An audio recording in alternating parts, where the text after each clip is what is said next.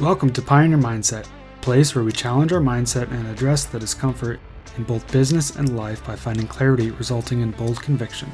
I'm your host, Garrett Ruskamp, fifth generation farmer, husband, and father from rural Nebraska. Whether you're navigating frustration from past decisions or worry about the uncertainty you face today in your business, we're going to learn from our struggles and take on new challenges with a resilient mindset. Join me as I share my journey of struggles I faced in agriculture as a farmer and family man. I'm ready to dive into honest conversations to tackle the mindsets surrounding key issues that rural ag business owners face that will ultimately help you gain control, leading to a profitable and sustainable business. Let's adapt to Pioneer Mindset and get to it.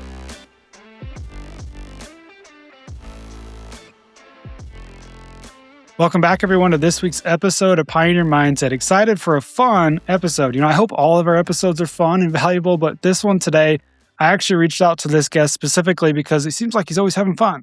And so I wanted to kind of switch it up with our episodes here. So without further ado, I'm excited to welcome Quentin Connealy to the podcast here today. So welcome, Quentin. Hope you're doing well today. Glad to be here. Thanks for having me. You're not too far away from here, are you? No, so we, pretty close, all things considered. Most of our guests are, Midwest or, different states away. I think we're maybe about an hour away, because you're just east of us, kind of down by Tacoma, right? Yep. You should be like straight west. You're on Highway 91 or 92, isn't it? Yep, right off of Highway 91. So pretty much straight west. Probably a little bit different context from a farming situation, though. It sounds like you guys kind of farm down that Missouri Valley, which I'm sure is a little bit interesting at times. Yes. I call it the East Coast of Nebraska. So I can see Iowa from my door here, right behind me. Yeah, I know that's crazy. I've been down there a few times with somebody that farms down that neck of the woods, and it's just definitely a different country from where we're at, even though we're not that far apart from a context situation. Right. Yep. We're all river bottom, super flat here. So we're irrigated corn and soybeans, and then a couple acres of sweet corn for recreation and town and all our city dwellers. We call them the two-legged raccoons. And then I actually am venturing off into being a hill farmer this year. So adapting a little bit. Yeah. Nice. No, that's very good. Well, I guess, you kind of alluded to it a little bit, but tell everybody about, well, obviously, where you're from, but then, what you do and kind of who you are, and we'll go from there. Okay. Yeah. Quentin Connealy. We're in Tacoma, Nebraska, which is about 45 minutes straight north of Omaha, Nebraska, kind of nestled in between Omaha and Sioux City. You can see I-29 and the Missouri River from here. So we farm all up along that in Burt County, and then just kind of venturing west here to get in the hills a little bit. So about 60% irrigated. We can grow really good corn. Beans can get a little wet feet down here, so they're a little touchy some years. And then we are adapting a little bit of solar farming into this year's. And then I guess besides that, I started a podcast between two farms with co-host Nathan Filady. And I think I've been on social media like 6 or 7 years now, maybe. I don't know. It was 2017 when I wakeboarded in a cornfield. So that's kind of what got it going. So 2009 years ago already. So just kind of have fun with it and tell our story about the farm here in eastern Nebraska. And I don't know, it's brought us together here today. So it's good to see you, and never officially met you, but I feel like I know you.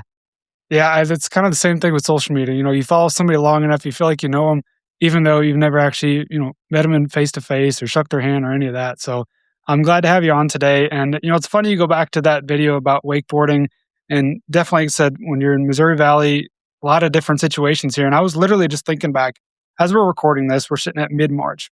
And I think I had something that passed, kind of pulled up on my timeline that we were 7 years ago to the floods of 2019, and how that impacted a lot of people in our area, especially in Nebraska in general. But I guess real quick, if you don't mind, take me back to what that was like for you guys being in the Missouri Valley there. Yeah, it was brutal. So I've been back farming since 2009. So then 2011 would have been my first flood. So that was supposed to be, there's supposed to be once in 50-year floods, but somehow I've already experienced 6 or 7 of them in my 16 years back farming officially. So just getting wild at times. I know sometimes it's all the rains up north. Sometimes could be river control a little bit. Can't really say. We kind of point fingers like it could have been prevented somehow, some way. But either way, all the water goes south, especially along here. And we just had to get used to it. And that's why they channelized the river here. Some of our old family ground was in the river basin in the 1950s. So that's when they channelized the Missouri River to kind of help keep it and maintain it going down the right route and for barge control, barge traffic. So it's just crazy to see it go this far. And then like even our latest one in 2024 was just caused by big rain over in Iowa, northeast of us. And all had to come down here and only flooded us for like a week. But by the time it gets over the crops and takes it out, you're still lose that part of your crop. And I don't know, it's probably about 20% of our acres lays down in that and floodable acres. So just kind of comes with the territory. It gives us plentiful water, but some years it just takes the crop from you. You just never know. Yeah, for sure. Mother Nature's ultimately a beast and she's always in control. I mean, we're just kind of, like I said, reminded of that here. Like I said, mid-March, Nebraska has experienced a lot of other challenging times. So west of us in the western part of the state, we got a lot of wildfires going on, burning up a lot of big acres. But then, literally just yesterday, Sunday, as we're recording this on a Monday, we had a blizzard, right? And just the different experiences that we're having with Mother Nature. She's always in control. She always takes her cut first. And I'm sure you're reminded of that probably more than anybody else, just kind of being with your location. Yep. I think that's why they say Nebraska, it's not for everyone. So yeah, you have half the state blizzard and half the state on fire, and prayer for those guys out there. Cause I mean, the firefighters are doing all they can and everybody's pitching in. I see hay trucks going out there. So I don't know, it takes some tough times, but it seems like it always unites the farming and all the worldwide community. Yeah, for sure. I mean, we were actually just out kind of that neck of the woods.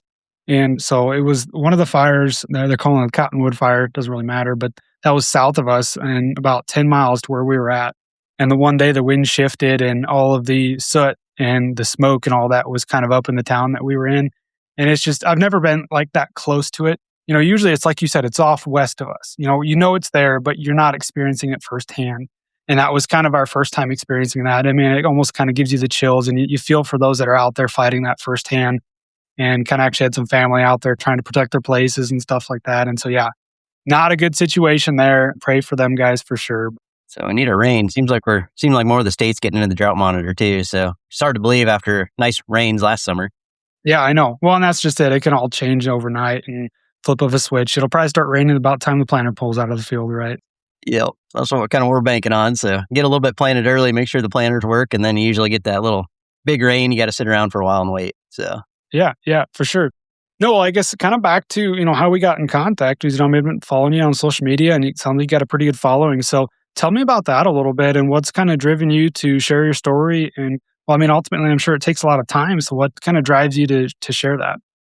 well, it kind of started on Twitter. I had some buddies that were kind of getting on there and just kind of sharing their story. And I'm kind of introverted. So it kind of opened up conversation to meet new people. And by the time you get to an event or ag conference, you kind of already know somebody and can buddy with them and just get you in the door and make more friends. And I don't know, it kind of started out as therapy a little bit, just to show the brighter side of farming and tell other people, like whether they're on the farm or off the farm, what it's like out here. Cause it's not always sunshine and rainbows. I mean, there's all kinds of doom and gloom and sunny days and nice sunsets and sunrises. So just try to find that nice moment each day and figure out why we do this and why we spend all the hours out there. And it just kind of puts a smile on your face and hopefully it makes somebody else smile. So that's kind of the background of it. And from there, I started that in 16 or 17. And then it's kind of on Twitter was where I started. And then from there, I kind of saw everything moving towards TikTok. So I kind of got shifted over there and that's where I got doing the live videos and actually went to school for creative media in college. Played baseball at Dana here. So I had a good team of buddies there and pursued interactive media there. And so I kind of have that background with technology and computers and creating videos, and just seemed like a good outlet to take over. And you didn't see a lot of people doing it on the farm. And now it's gotten to be a big thing. I mean, Farm Talk's a big deal, Farm TikTok, and there's just a big group and it's just like your own little community in the world. So it is what you make of it. You can do whatever you want and bring it to the conversation. Yeah, no, that's great. And I'm sure that's definitely helpful having that background, literally almost a college degree, because not that it takes that to share on social media, but I'm sure it's definitely helpful in creating the videos and doing all that stuff. Because I know even on our end, it's like, man, I just don't even know where to even start. So I'm sure that was helpful just even having that background. Yeah, and it's came so far. I mean, it's so easy now. I mean, all you have to do is get your phone out and take a picture. Or back in the day, I mean, we had to get actual video cameras out, or we're doing film. I mean, we had a film room back there for taking pictures. We have to go develop our own pictures. And that was like 2008 when me and my wife graduated from Dana College.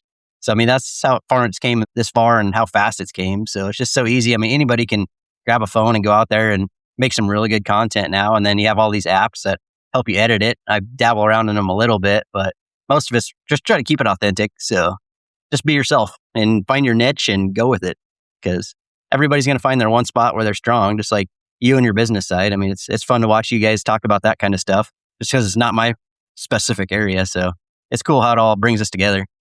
Yeah, for sure. And I think you said it best with just trying to be authentic, just trying to be yourself. And that's, like I said, I think people are just drawn to, just being authentic, right? And with social media, it's pretty easy to kind of hide some of those different things. So the more that you share, the more that you can resonate with somebody, the more that you can provide value to other people. That's where I just feel people are drawn to you. And that's, like I said, I think you do a really good job at that. And so, and you said it, you also made the comment earlier about the therapy side of things. Tell me what that's like, just even keeping yourself positive because you're trying to be positive for others, if that makes sense. Right. Yeah. I think it's more of a stress relief, I guess. Therapy, stress relief. It's just we're out there grinding all day. I mean, the hours are weird. You just never know. I mean, my wife's a scheduler and I can't schedule anything because I'm a farmer, especially as season picks up here. It's a little easier this time of year. So it's nice to sit down with you. But if you can just find that little bit during the day that makes you happy and then share it with the world. And then I think it just changes everybody's perspective and helps everybody along. And then even just telling the bad stories, like not all these years are great. I mean, 2024, we had the flood, and 25, we had awesome rains, but it brought in southern rust and wind and hail storms. So it was a struggle, but I think that's why we carry insurance. That's why we have a little bit of security blanket there and try the best with the hand we're dealt because you just never know. Yeah, for sure. For sure. I mean, you just never know. But you said it best, do what you can with what you have, with the hand that you've been dealt. I mean, I'm just kind of curious. Have you always been a pretty positive person? Just kind of a little bit more upbeat? Or where does that kind of come from for you? I've had to adapt. I think when I first got into farming, you don't know enough. So you're really edgy and still willing to learn. And then like 2018 came around. I wakeboarded in 17 and that kind of brought my spirits up. 18, the markets fall out. I'm still not a good marketer, grain marketer. So I was still kind of young in my career. So I had to kind of go through that hell time and figure out I don't want to be down here at the bottom anymore. So we might as well bring more of a team aspect, bring marketing, bring on moisture probes, all this technology onto the farm to help me do my job and bring security to me. So it's been like a growing point, I would call it. That was already 7-8 years ago, was kind of the bottom of my career. And now, we had really good 21, 20, 22 crops. And now we're just seeing that market fall out again with especially fertilizer inputs coming up. So it's just that vicious cycle of farming that seems to always come back. Was it 7 or 8 years, I think they usually say? Yeah. Yeah. No, definitely the cyclical side of things. And dealing with those cycles can be challenging because at some point, it depends on where you're at in that cycle. Somebody else is at the different part of that cycle. And so that's where I think it's also valuable in sharing everything, kind of having that positive light on things. And so, like I said, I appreciate you kind of having that positive light because it helps other people. It helps other people say that, hey, maybe there's an opportunity here to learn from the challenges that we're in right now. And somebody else has been there, done that. And I'm sure it probably also comes down to the fact that even when we are in challenges, hey, we're not alone, and sharing that and I'm sure that's the same with you, as we scroll through TikTok like we do from time to time, we see somebody else that's going through something and willing to share about it. And like I said, I give you compliments for being willing to share the good, the bad, and the ugly. Yep. And that's where it started. Yeah. Because we got peer groups that started up. When we saw that bottom in 18, we started some peer groups together. You got Jason Meadows, Henry Roberts. I have a tight group of guys I can reach out to if anything's like, if I'm having dark thoughts again, and then my family knows now. And so it's just kind of those one things. You don't know till you don't have it. And then once you figure out I'm missing this, you start bringing that onto your team, just like marketing, banking, any kind of aspect of this farming business. I work really tight with our John Deere dealership too, and our salesman before that, he just left. But it was a team of people making me look really good and making my job easier that brings you to that high point in your career. And I know it's cycles. It's rough again. It wasn't an awesome talk at the bank this year. I'm sure not a lot of farms were. But whenever they say, yes, you get to farm another year, yes, we did it. We get to go another year. We know what to fix. Go through it with them. Go through it with your marketing team. Just keep growing. I have it on my board I got a little 10-year-old son and just says, get better. So, it's that simple. There's a lot of explanation. You're going to do that, explaining the finance side a lot better than me, but just get better somewhere. And it's going to help your overall business as we keep adding things on every year. Yeah. And I think you said it best. There's really no much else to explain besides get better. And then even the survival. Some years it might suck, but some years surviving is actually success. And I feel like we're kind of in that time. We're kind of in that time to where if you can just survive, if you can get another year to where you can go into the banker's office and he says, yes, you can farm on. Well, truthfully, that is kind of the goal, is to make sure that we can continue to farm on, because we can't pass down the legacy if we don't continue to farm on. And so I think that's great with just doing better. And every year that we can build that group and that network around us, and you can kind of speak to this, is it probably takes those down times and those rough times to get us to the point where we're willing to step outside of our comfort zone, build those connections, those peer groups that are ultimately going to carry us through? I mean, what's your kind of thoughts around that?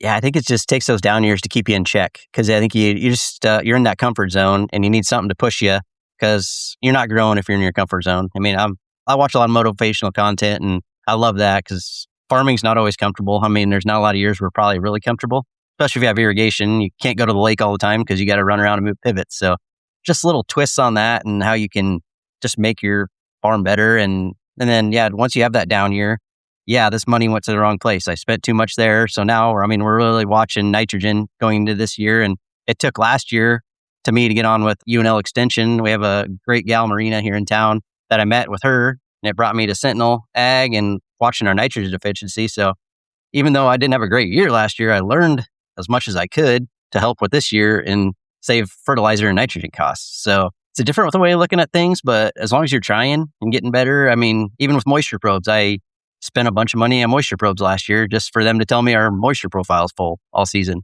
It's unfathomable, which there's only like a few years I've never laid irrigation pipe. We still have some of those characteristics. And that was one of those years, and I was like, oh, man, I dumped all this extra money into moisture probes to learn how to better irrigate, not having to irrigate. So just one of those things. You just keep trying. Skip that page and then go to where we figured out some stuff on the nitrogen, because we learned some stuff there and there's all kinds of fun things. And that's why I bring a lot of tech to the farm, because I just like learning that stuff and being able to see it, because it's breaking it down for us in real time now. And both machines are so sophisticated now. There's all kinds of fun things that we can play with, and just try not to dump a lot of money into it until we know it actually works out here. Sure. You know, that's really kind of ironic that last year was the year that you invested in the moisture probes because of all the rain that we had. But I mean, now you'll have them, right? Now you can utilize them for the future. Who knows? Maybe we'll turn dry this next year and you'll pay for them in the first year or second year, I should say. Yeah, that's kind of our hope. We hope not to irrigate that much, but at least they pay for themselves and we learn something. So I am trying some CSP acres, so we'll have a little bit of cost share to help with the irrigation management, just to help me on this learning curve and not having to dump a much money in my operation over to that side as we learn. So growing pains, fun tech stuff that I will figure out this year. Yeah, for sure. So back to the tech side, because that was another thing I wanted to hit on, because it seems like you're always kind of on that leading edge of what's coming out there. What can we utilize? What's going to be a benefit for our farm? Where do you feel like that kind of comes from for you? I think it grows up through World Wide Web was just getting started. I learned how to HTML code and everything. That's the web service was getting big as I graduated high school. So that's kind of when I went off to college to do. Figured out I wasn't cut out for the office. So now I switched back over to the farm side where I get to play outside all the time and in these fancy tractors. But bringing that tech side there, and I mean, they used to think back in college a GPS line was super cool that our tractors were driving themselves. And now, I mean, sophisticated. I mean, I can control the auger wagon from my combine and create efficiencies there and make my auger wagon guy's life a lot easier and with the long hours. So I went to a FarmCon conference like 3 years ago, and that's where they started using the term early adopter. So I just kind of embrace that and keep trying to bring it wisely onto my farm. So I'm always kind of open to conversation to get a new company on my farm if I see it's going to fit, because it's got to fit irrigated corn and soybeans here. I've had to learn how to say no a lot this winter. I don't think it's quite right yet. So let's put it on the back burner. Even attending events, I'm usually a yes guy, as you can tell, but I've had to start learning to say no. I cannot come there today unless you're paying me, because I got to pay for the farm here first. So especially when things get tight. Yeah, for sure. Well, I appreciate you saying yes to today's podcast. But, I was curious, as you were talking about that, being an early adopter, I feel like we're kind of the same. It's pretty nice to see all these different opportunities out there, and you want to say yes because you don't want to miss out on an opportunity. You want to be on the front edge, right? That's fun. But then for your farm, I guess you kind of alluded to it, but what's kind of that criteria of like, when is too much, or what are we just trying so we can take steps and not get overwhelmed? Because I go back to like kind of the research side of things. It's fun to try all these things, but if we don't do our due diligence to make sure, what's actually paying for itself, you might actually end up kind of going backwards. So what's kind of that criteria for you on your guys' farm? Usually a couple conversations, and then usually you get a vibe from some companies. It seems like if they're really there to help you, if they can really show the ROI up front and how easily it is to adapt to the farm. Because that's kind of where we're running into this wall. If you're either climbing it or you got ladder to jump over it and get it right on the farm and going. Because you've experienced a lot of these products. They can take 1 to 3 to 4 years to actually start working right on your farm. And then teaching us how to use them on the farm is a whole nother story. A lot of people, there's some cool technology out there, but they bring it to your farm and don't teach you how to use it, then you cannot utilize it and get that ROI out in a meaningful time. So it's having those real conversations. And then I'm blessed here with my social media platform that I get a lot of the products on the farm that I don't have to pay for them. But then I need to learn how to talk to them. I need to talk about them. I need to learn how to use them faster. So it's a vicious cycle. You just never know. You just find that usually you can get a vibe from a person if they're going to actually get on your farm and help right away. Because, we're farmers. We see through the people that haven't been out there yet. Sure. No, and I think that's interesting because we got to digest that some way, shape, or form. Because like you said, you go to these conferences, these farm shows, especially maybe not this time of year going into the busy season, but the last couple months, there's basically one every week or one every 2 weeks. You can go and spend all your time seeing all these different companies that are out there, but there too, you got to implement it and you got to make sure it's going to be a success on your farm.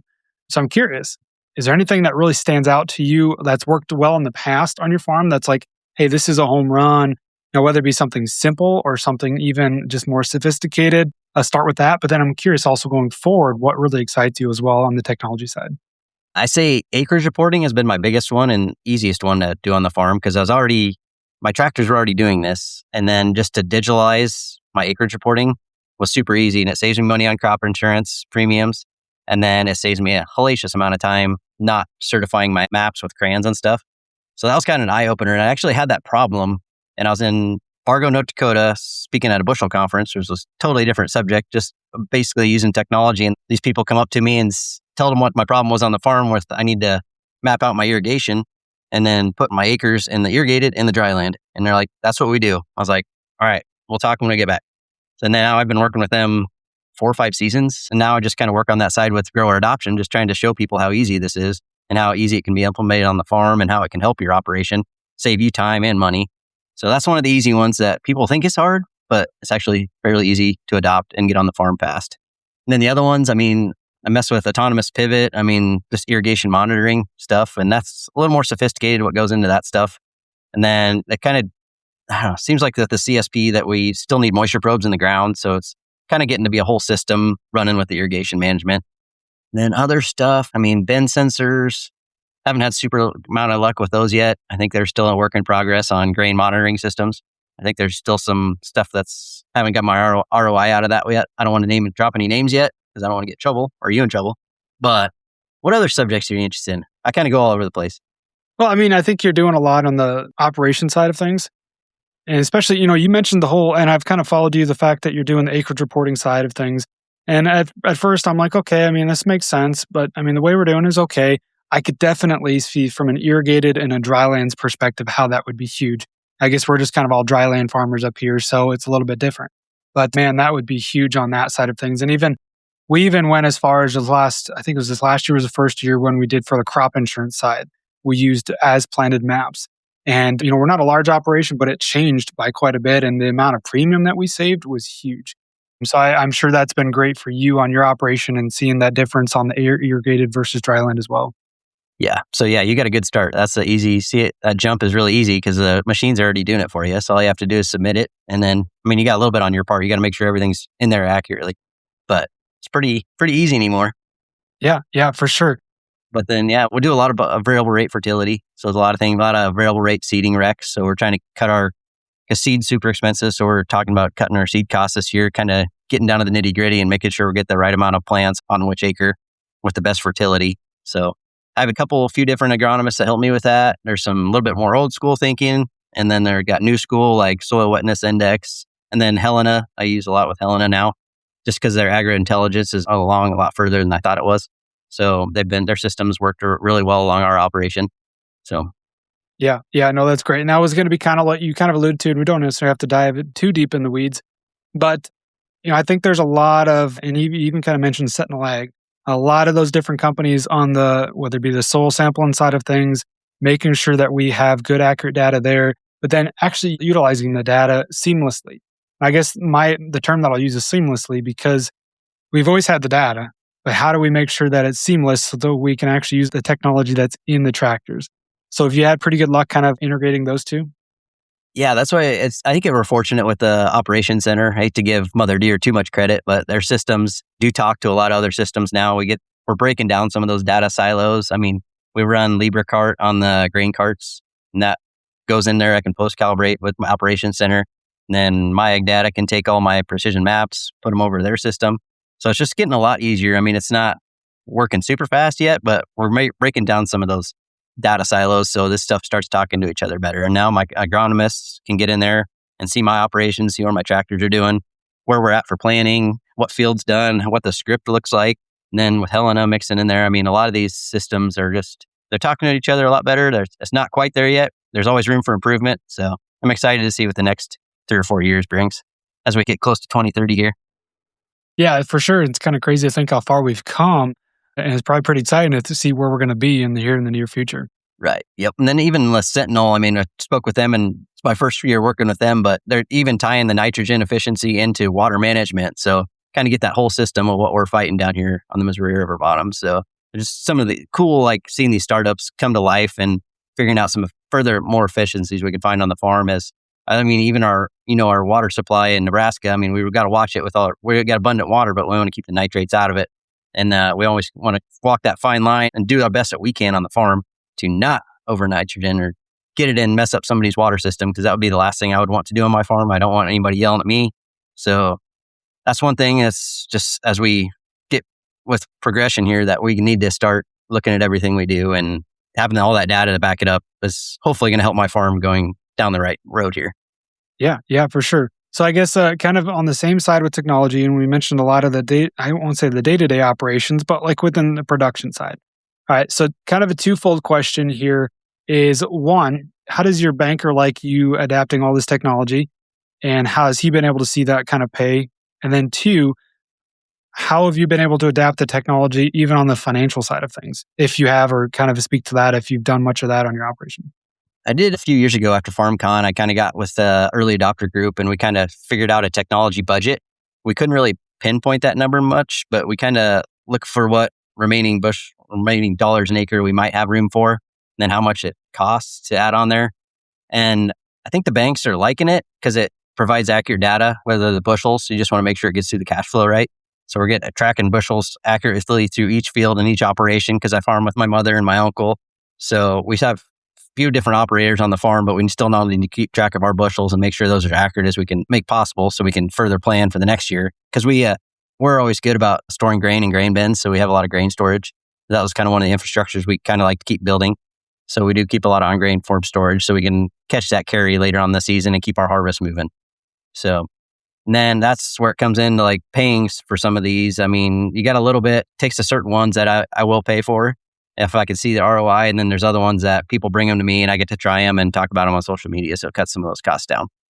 It's a good route. I mean, I see a lot more of these startups finding those.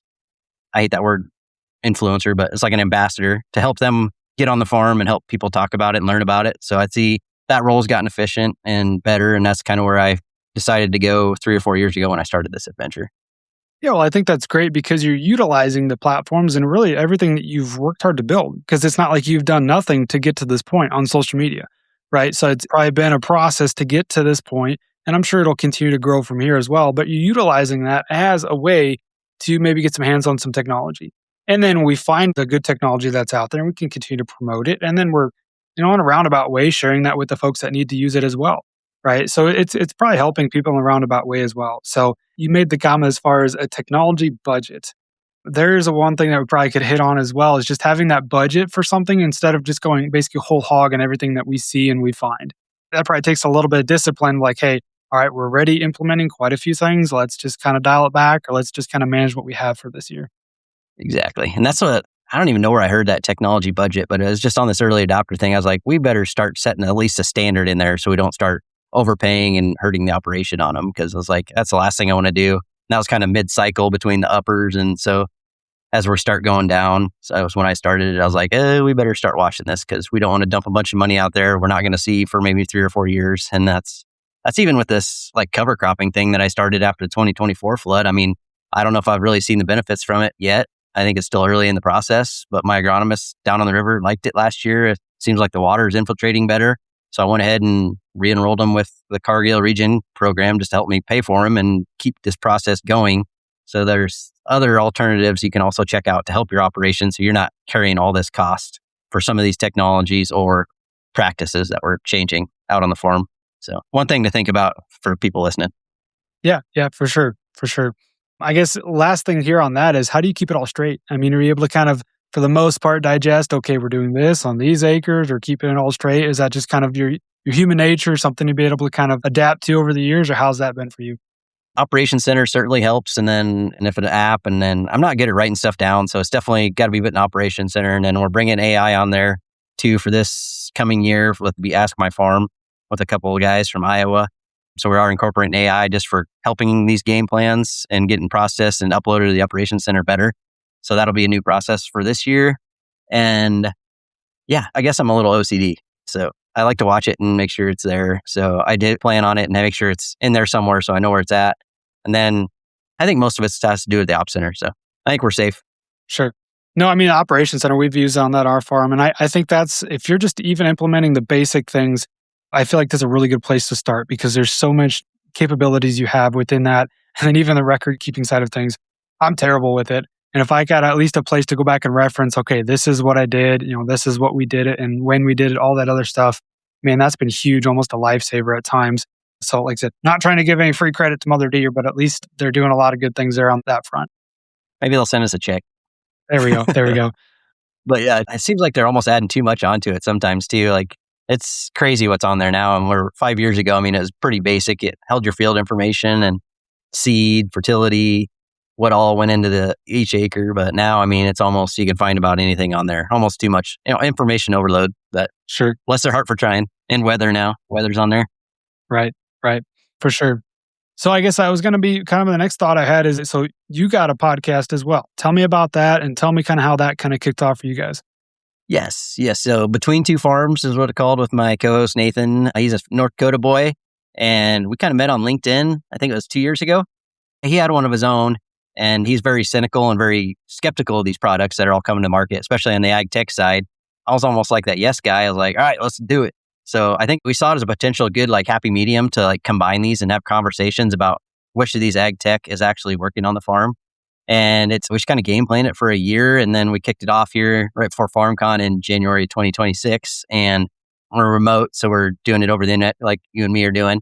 And then we got asked to go to our first road one. So we went to an FBN conference and got to go there and do some in-person ones. So that was super fun and added a different dynamic to it and then have guests on and interview them with their startup companies. So it's cool. I think it's got potential. And if we do it the right way, it'll be a lot of fun here. It's just like this, it's hard to schedule. And essentially, we're trying to knock them out here before we get busy farming out in the field. So get these crappy days in Nebraska. It's a little easier to sit down and have these conversations like we're having. And I think just social media is getting so old that I've done it for so long that I needed a different dynamic and some ways to have conversation. And me being introverted, I wanted to start using my voice better and be able to have these conversations. So I think that's kind of what the deep background of how it started. Hopefully that answered your question.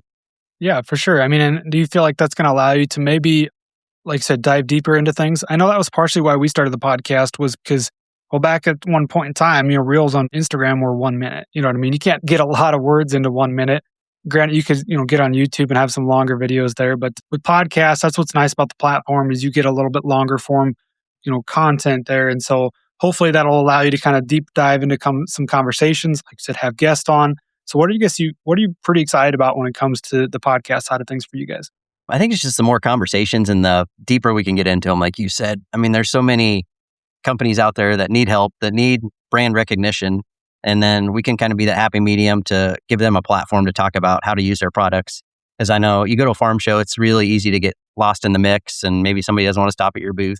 So if we can try to keep them to 30, 40 minutes just so we don't lose too much intel. But it's so easy now. Everybody seems like they throw an AirPod in and they can listen to a podcast on the way to the next town over or whatever they do, or just kill some time working out.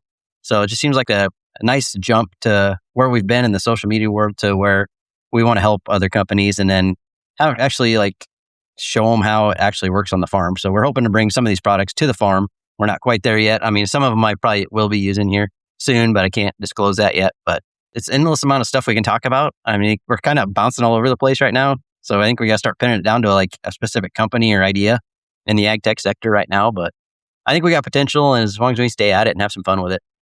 Well, yeah. And like you said, it's kind of what you make of it. So, the more that we can maybe spend some time on it, I'm sure you'll see those results come through. And there too, it kind of goes back to the social media platform that you've built thus far and utilizing that to kind of almost build this other area. I mean, if you have it, why not utilize that for a lot of good there and back to providing value to the ag companies that need it? That brand recognition right now, oh man, social media is great, but it's really hard to kind of get your foot in the door sometimes if you're just starting to build that brand. I know we experienced that firsthand. And so it's if you can align yourself with somebody else that's maybe already got that brand established, I think you're going to be able to do a lot of good for companies out there that really might move the needle. So I guess awesome work for you guys, and I'm excited to kind of follow along as that progresses for you guys. Yeah. Yeah. Social media definitely is a jungle. So you might as well have a friend out there trying to help you along the way. So we've been there a long time and we've kind of seen the ins and outs. And that's why, I mean, I tell these companies straight up, I will talk about it if it actually works and I can use it on my farm. But if it doesn't work, I mean, I'm not going to go on there and badmouth you because, I mean, I've gotten stuck on social media talking negative about a company that didn't work on the farm way back in the day when I was starting out, and it wasn't fun. They show up at your front door and it's kind of scary. So that's why I kind of keep to the positive side and make sure I'm talking about what's actually working. But we will have those hard questions that, what if this happens? How are you working on this? Just, you can still have the hard conversations, but still not drag them down with you or something. Right, for sure. No, that makes sense. So yeah, I guess any other things that kind of come up for you? I mean, you've mentioned it. We're in kind of a tough time right now with an ag. We're just in a down cycle. Not saying from a production standpoint, maybe we had a pretty decent year last year, so that definitely helps. But from an economic standpoint, from a conversations with the banker, from just a financial standpoint, which is a big part of everything we do. I mean, we're running farm businesses, right?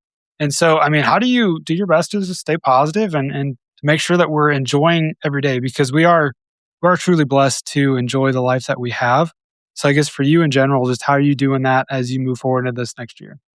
We've tried to really nitpick at our cash flow a little bit better. So make sure you have a good cash flow going into the season and make sure you're sticking to it. It's probably one of the better ones because there's going to be some interesting times right now with all the storms down there. We had some opportunities that free up a little bit of cash with working with different companies, and then go out there and find different programs that you can actually add on to your operation to bring some extra payments in, whether it be conservation, new practices, just little stuff like that. Just be really looking. I mean, there's some companies out there that can even help you. Land Option, we just talked to them. So I had a webinar with them last year. I'm just trying to bring in different economic values to your farm. So there's just keep networking, keep nitpicking your cash flow and try to keep your costs down. It's one of those years that you're going to have these hard conversations with your retailers, seed companies, anybody you're buying something from. If you want me here in the next couple of years, then you better work with me and make sure we're being good to each other because it's all about our family and friends right now. We got to find the positivity. We got to get our best costs that we can for what we're putting in the ground here, making sure we're being economic, being the best producers we can with what they're giving us, and just make sure you have them hard conversations to work good for each other. Because, I mean, you bounce off each other, you make each other better. Yeah, iron sharpens iron, and that's kind of what you've alluded to a lot, and I can definitely appreciate that. That definitely goes a long ways, especially in the down times, right? And so I guess any other thoughts as far as the business side of things on how to stay positive, and then even just like I said, how you were able to kind of ground yourself and everything that you're dealing with? It's a broad subject right there, but it's not always easy to wake up every morning, but get up there and at least have a plan.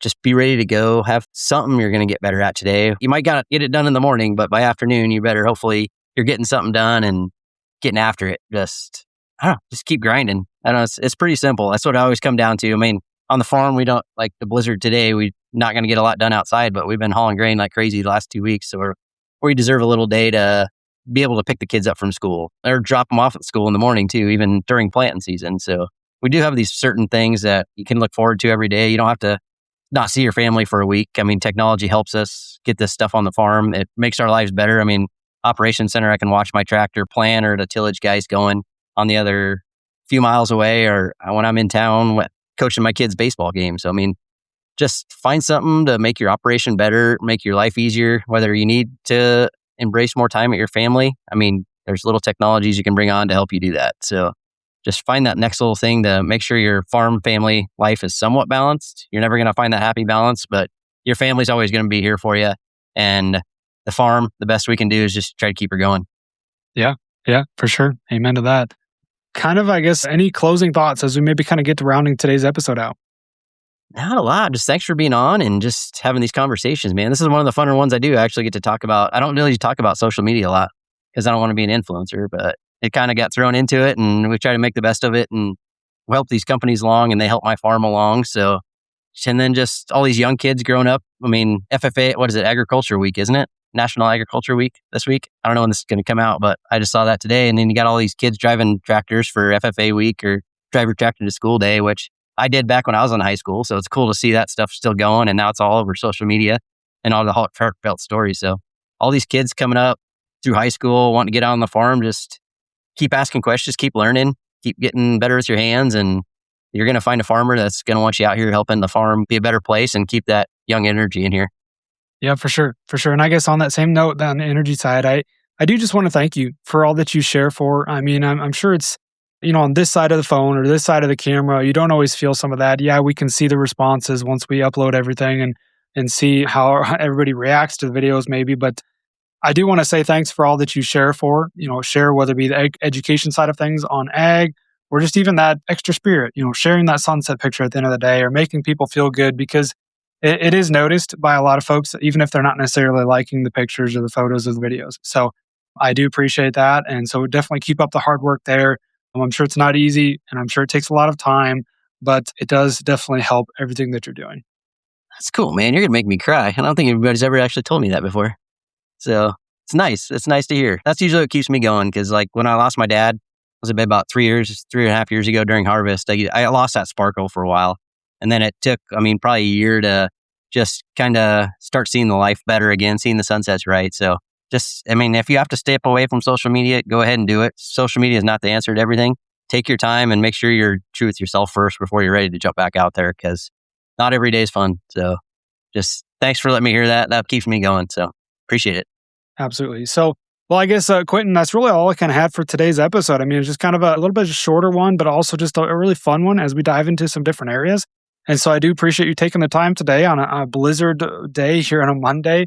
So good chance to kind of sit down and do this. I wish you the best of luck at this coming season as things really kind of start to kick off here and get busier.